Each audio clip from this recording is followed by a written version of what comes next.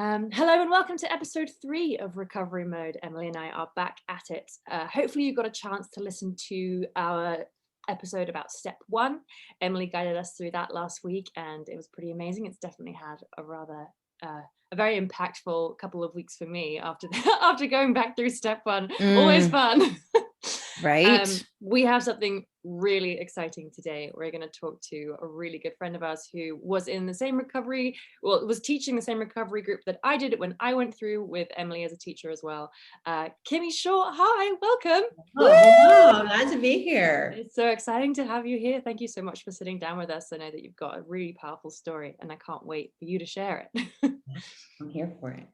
Great. Well, let's kick off there then. It would be awesome if you're, as much as you're comfortable with sharing your story, what made you realize there was a problem with the way that you were handling life and how did you get involved with the steps? Yeah, great question. I am very excited to be here with you guys and kind of share. I always like to tell people if I could heal from it, I have healed from it. And so I have lots of things that drew me to the 12 steps and wanting to be here. But ultimately, I am a person in long-term recovery. And for me, what that means is that my sobriety date is March 3rd, 2014. So I just celebrated 7 years of sobriety. Congratulations. Thank you. Yeah, I went to the beach, celebrated in the ocean. So it was really lovely. But for me, what that really means is I truly believe that when you heal, you can heal the whole family unit and you can also heal a community. And what God has done in and through me in my healing journey from choosing to surrender over and over and over, and let's add one more over again. Step 1, admitting that we're powerless is not just to check the box and you're done. And so there's definitely a lot of surrendering. Oh yeah, big time. And a lot of self-awareness. Because we like to think we're in control. We got it covered. Yeah. Oh, no, we don't. Yeah, kind of, I guess, where would you guys like me to jump in? Like what brought me to my knees and got me sober, or what would y'all like to hear? Yeah, I think that sharing the whole of the story and learning where you came from to where you are now would be incredible. Yeah. Okay. So I was born and raised right here in Austin, Texas. I was born into a alcoholic family. My dad's an alcoholic. My mom is not. My mom's one of those amazing humans going to have a sip of margarita and she's good. And I'm like, I'm not like that. Once I have a sip of margarita, like the engine is ready to go. So I have 2 sisters and a brother. My older sister is a couple decades sober as well. My brother is a couple decades sober. So not only did my mom get blessed with the alcoholic husband, all of her kids were alcoholics. So wow. But it was just kind of one of those things. I didn't know what I didn't know when I was a kid. There was just a lot of things that come with the disease of alcoholism, a lot of physical abuse, verbal abuse, infidelity in their marriage, a lot of codependency that kind of happened between me and my mom as a result of kind of her friends stepping in and telling her she needs to leave my husband, her husband, and then me kind of becoming the confidant. So as a young girl, I became the good girl. I learned if I do this, I get attention, I get affirmations. And so I really learned to to strive and perform. And as you guys may know, that only lasts for so long. Because yes, that can become a disease of more, where you need more affirmations. And so by the time I got to be 15, I was done being the good girl, and what I like to call rebel Kimmy came out. And she just said F it to everything. I started high school, kind of met this one girl. She was in all my classes. She introduced me to a bunch of other friends, and I got really good at partying all the way through high school. I was the girl who could shoot whiskey like the boys, and I barely graduated from high school. So I was partying all the time and drinking. So that kind of, it got real bad. I ended up actually leaving Austin because some of the people that I was running around with, it had gotten real bad. I was just dealing with drugs being sold. There's a lot of fights, a lot of violence. And I knew that I needed to get up out of here and leave. And so I moved to Dallas. And when I was in Dallas, I had the opportunity to live with my dad, who was sober at the time. My dad got sober when I was 10. And so I just saw this peace about him that he had, and I really wanted it. And I found this amazing church up in Dallas, and I got baptized at 22, and I was serving with the kids, and I was in it with the Lord, and I was just, it was all good. On fire. I'm on fire for the Lord. Everything's going great. What could go wrong?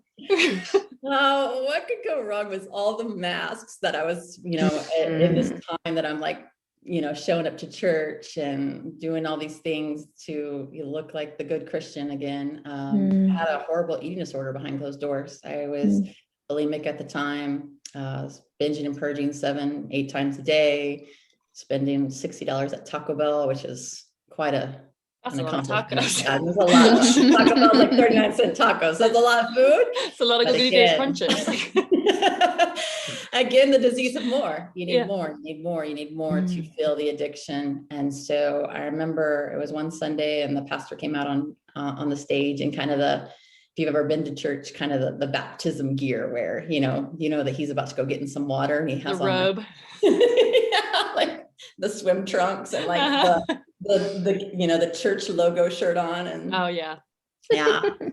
So I just kind of had this, internal battle with what I call the Holy Spirit, which he said, "You're getting baptized today." And I was like, "I'm not getting baptized today." Like, I got my hair done, like my makeup's on. This is like back in the day when pantyhose were a thing. I was like, I'm wearing pantyhose. Like, I'm not taking all this. Do you know how much time this took? This is literally the conversation I'm having. Yes. No.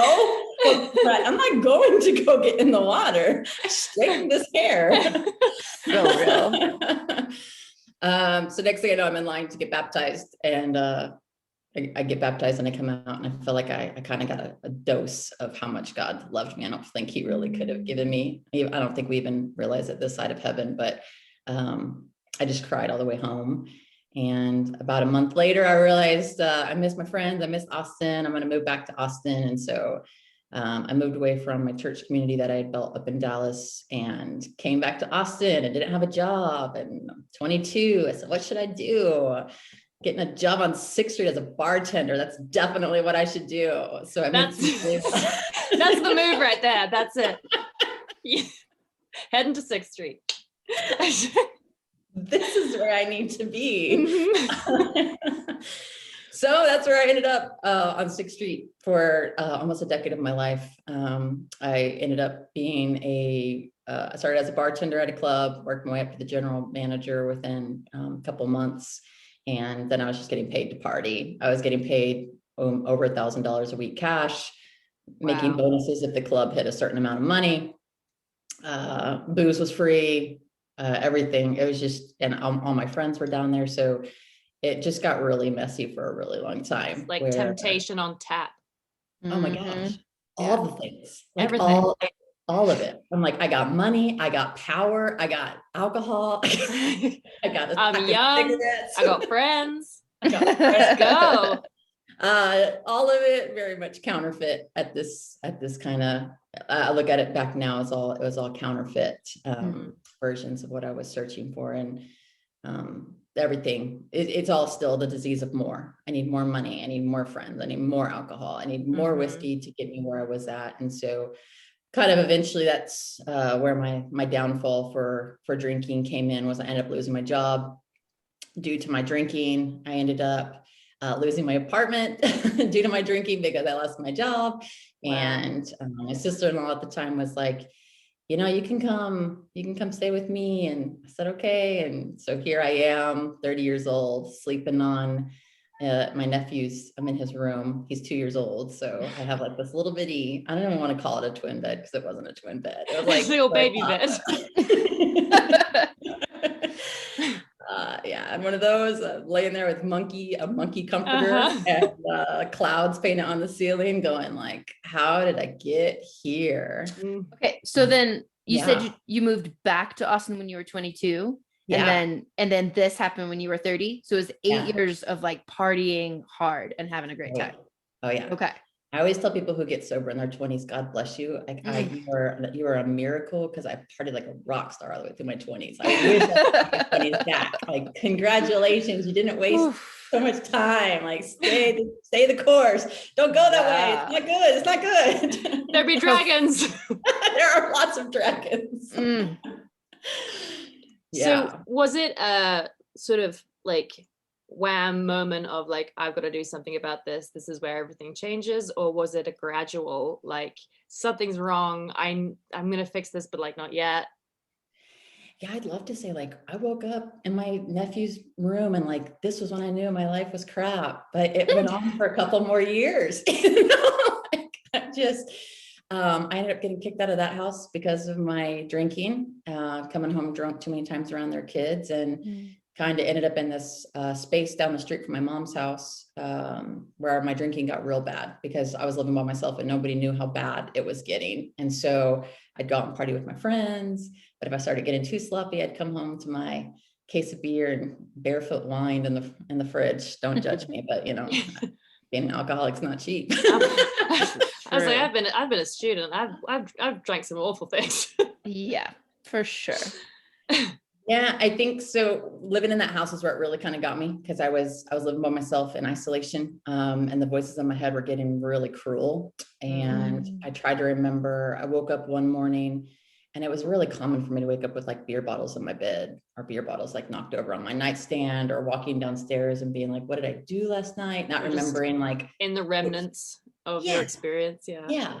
Dr. Jekyll and Mrs. Hyde. I'm like, who was here last night? Who is she? It's really messy. Why was there cans of beans on the cabinet? Like this slob. Like, what is she doing in my house? I'm gonna pour them in a bowl. She's eating out of a can. Hilarious.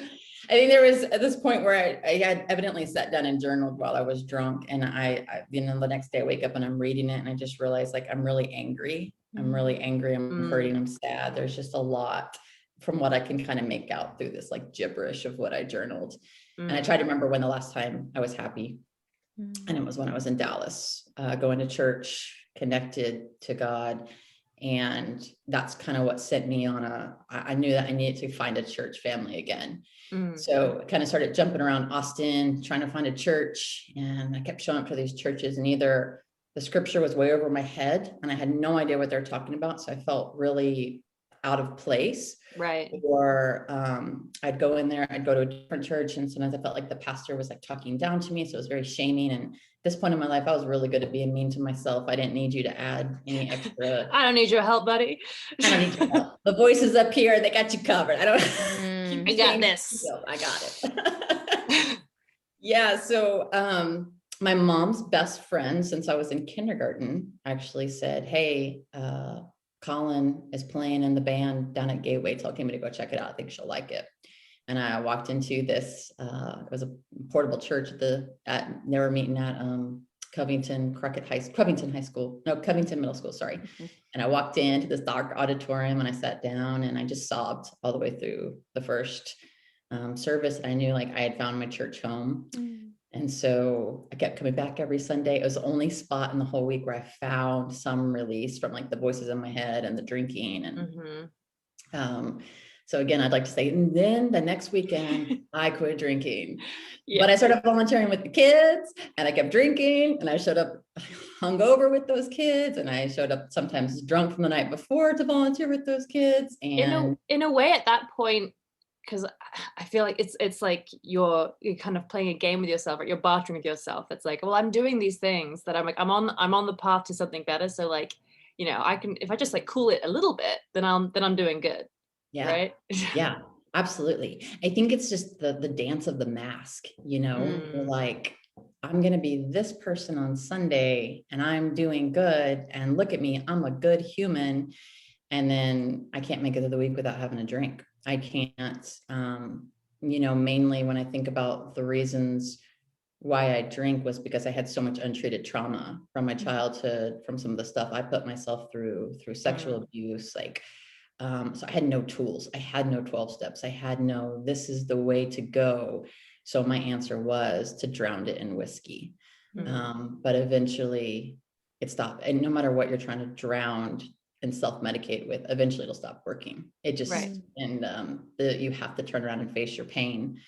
And I think that's where I got to see God show up the most for me, was in those 3 years that I was coming to Gateway, wasn't sober, wasn't, I don't even know if I was really trying to get sober. I just, I think I'd get a little bit of relief, and that was good enough, but I definitely wasn't free. But in that time I was, I look back on it, and he created this army around me, because he knew I was about to fall. And when I fell, I had this amazing support team to fall into, who had been watching me. Here's the thing. If you're out there and you're an alcoholic, let me tell you something.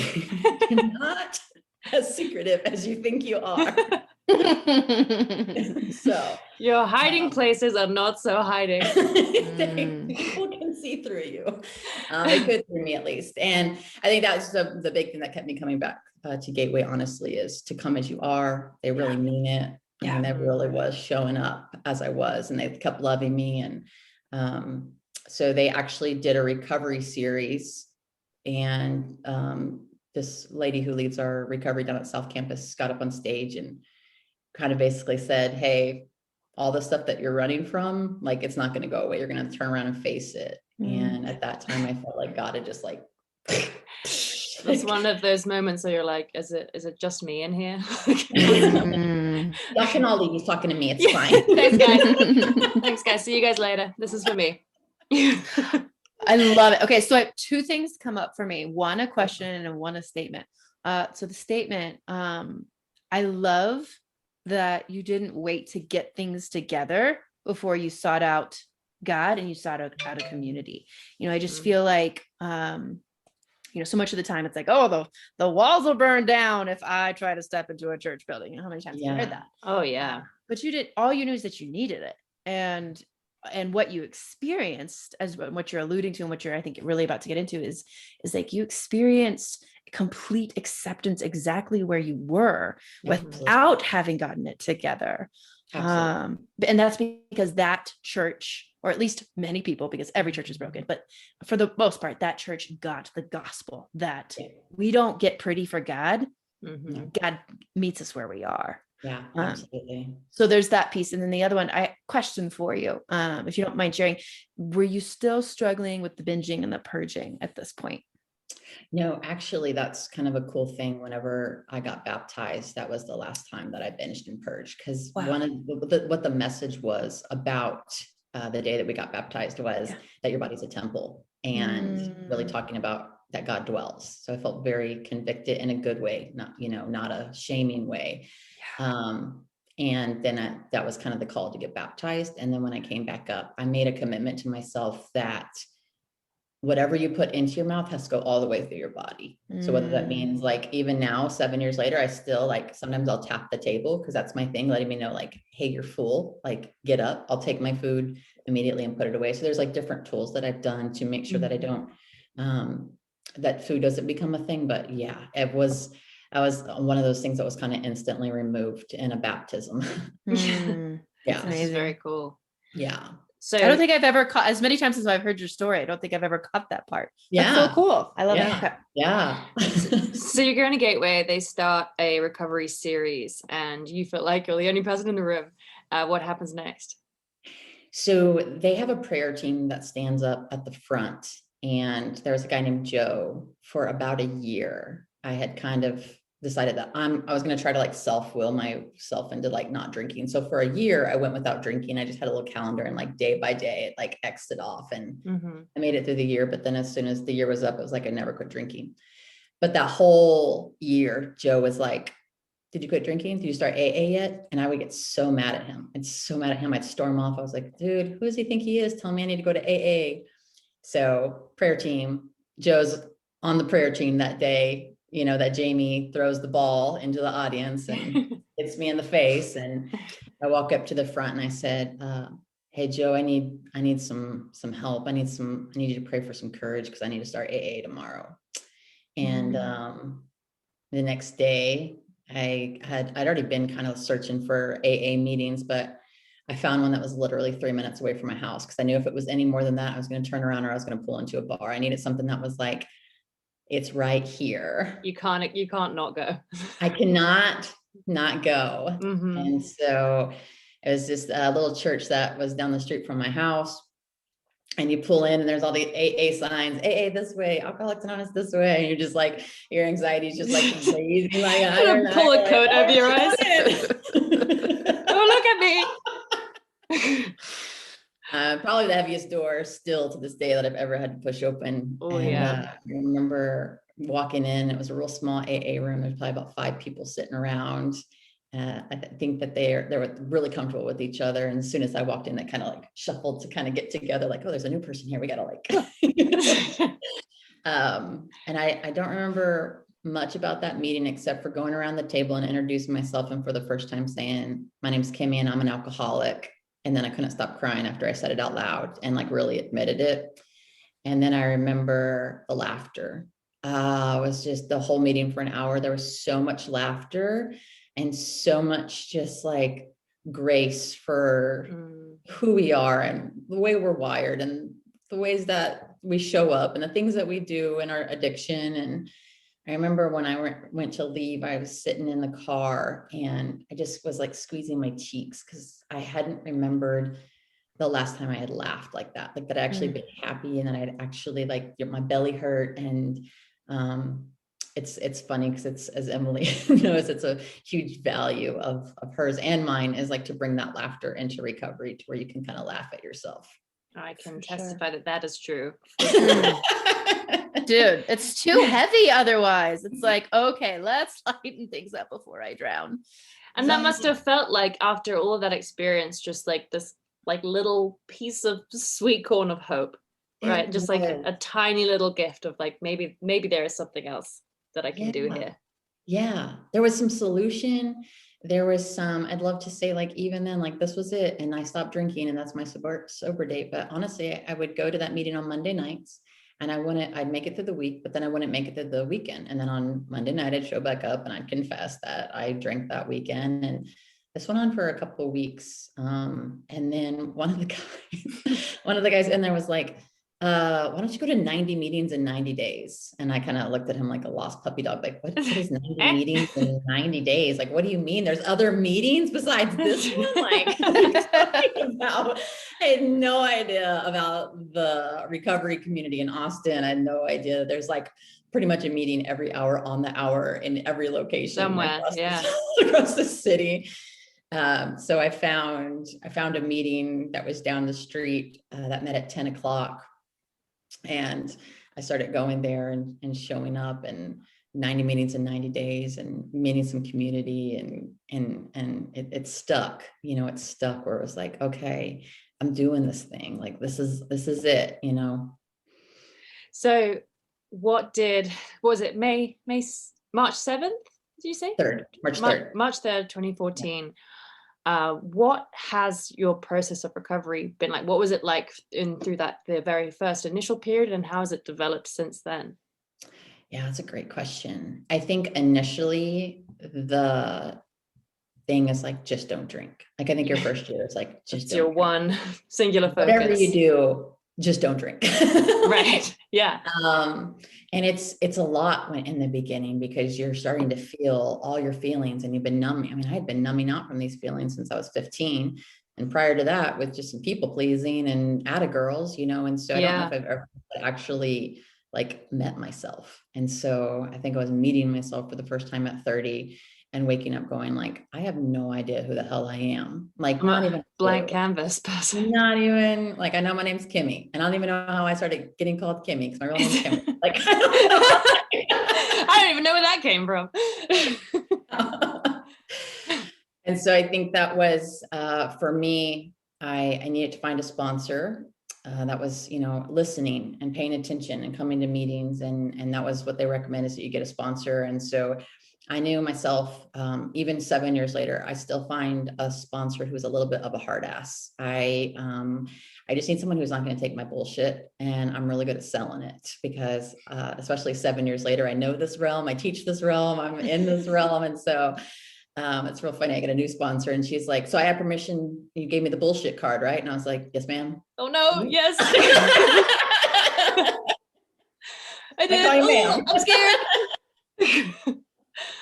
Oof. How was that? Yeah, she's amazing. My first sponsor was like 15 years sober. She was from New York. She was tough, but she loved me so much. She was my biggest cheerleader. She encouraged me. I still talk to her to this day. Her voice became my voice. I think that was really my first year of recovery, was really having to get rid of all these voices in my head that tell me that you're not enough. You're not good enough. You're this, you're that, you're all these names. You're never going to be anything. You're stupid. I had to just keep doing esteemable things over and over and over again. I think that was a big thing, having the AA community, because for me, I said, I don't know who I am. Like, my brother loves to fish, and my sister-in-law loves horses, and my mom loves to garden. Like, what do I like to do? And I remembered when I was a kid, I just loved taking pictures. And so that was the first thing I did, was like, I'm going to go sign up for a photography class in college. And then it was just cool to see God put all these professors on my path who just really affirmed, like, you're an artist, you're an artist, like, you're an artist. And I'm like, I'm an artist? I didn't know that I was an artist. Really? Cool. Really cool.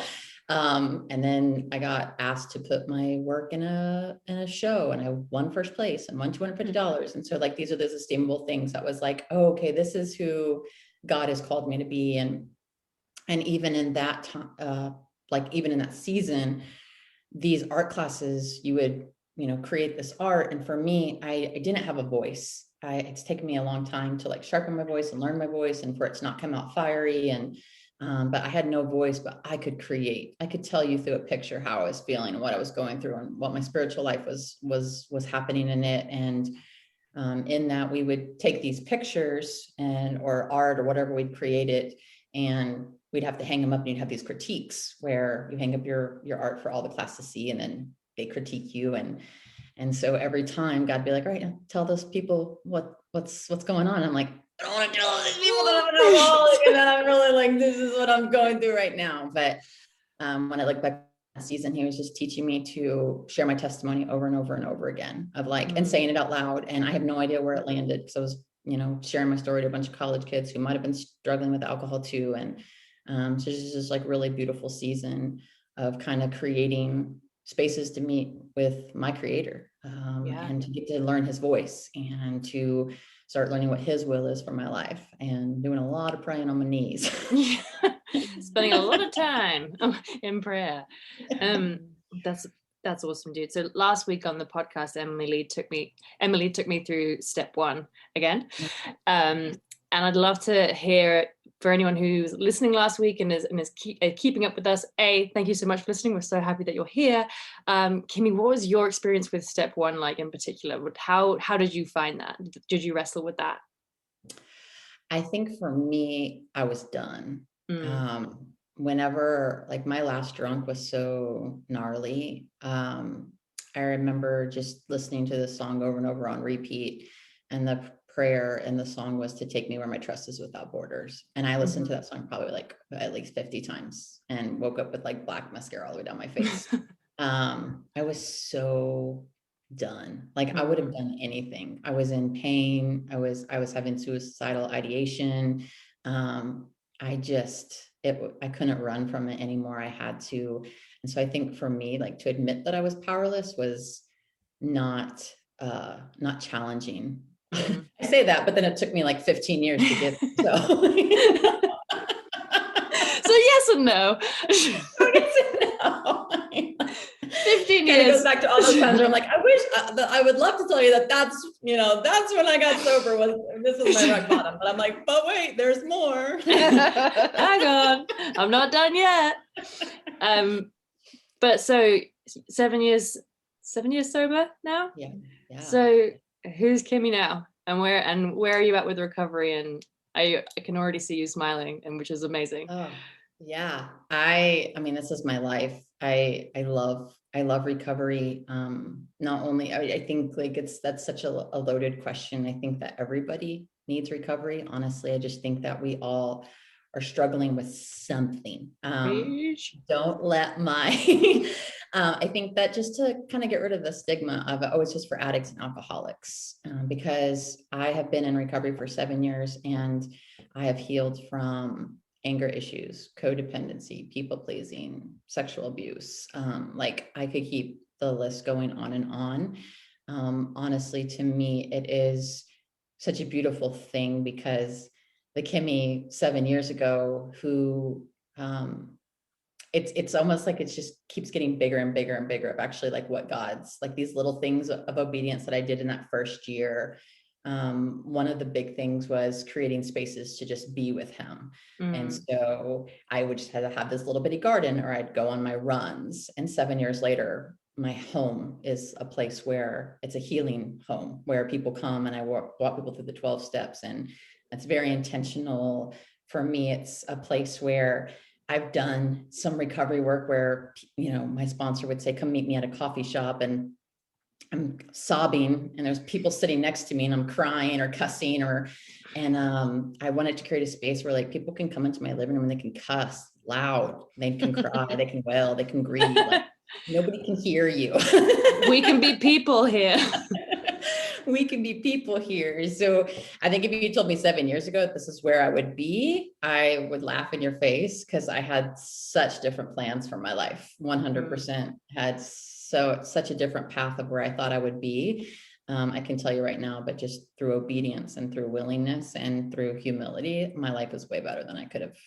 Not that it doesn't have its struggles. Like, let's get real. We're living in a pandemic. This shit is hard. Right. Excuse me, I can't cuss on your podcast. You can. You're fine. We can be people here too. Amen. Yeah.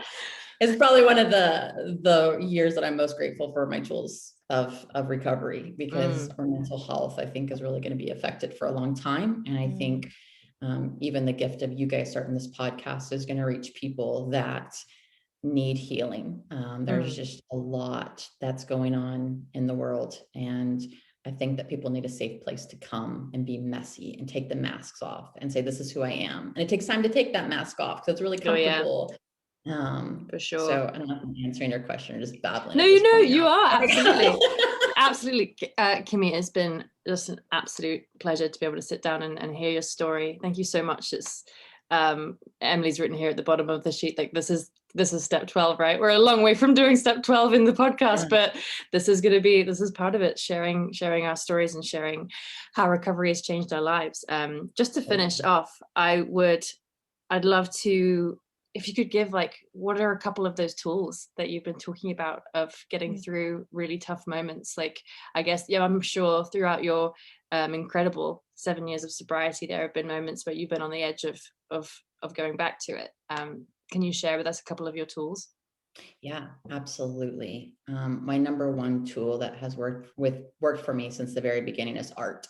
I always tell my recovery ladies, and even myself, when I get hung up, like, I have a little box, like a little kid box of crayons and markers and like every medium paint in my house. I have sketchbooks like stacked up right here next to me.